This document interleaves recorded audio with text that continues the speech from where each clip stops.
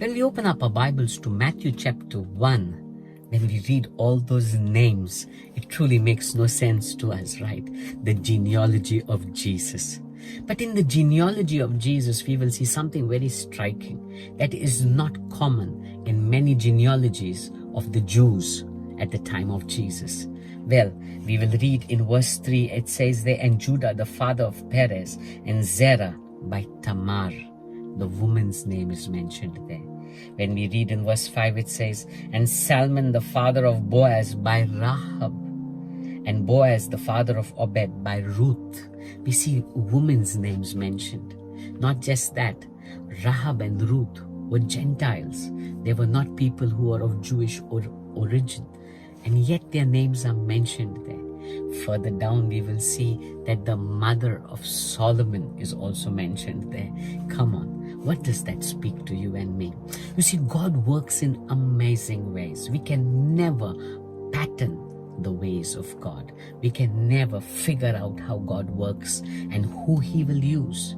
According to the Jewish people, the lineage of the Messiah should have been pure, should have been spotless.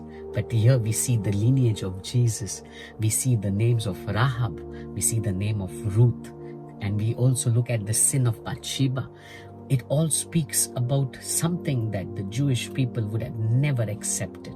It speaks about the logical mind would have never thought that God would work through such women or through such people. But God did work. I want to tell you, God's work, you can never imagine it. You can never fathom whom He will use, how He will use. And that's why if you are a God seeker, God is not looking out for your qualifications. God is not looking out for your gifts and your abilities. He's only looking out for you if you are willing to yield to Him, if you're willing to do what He asks of you.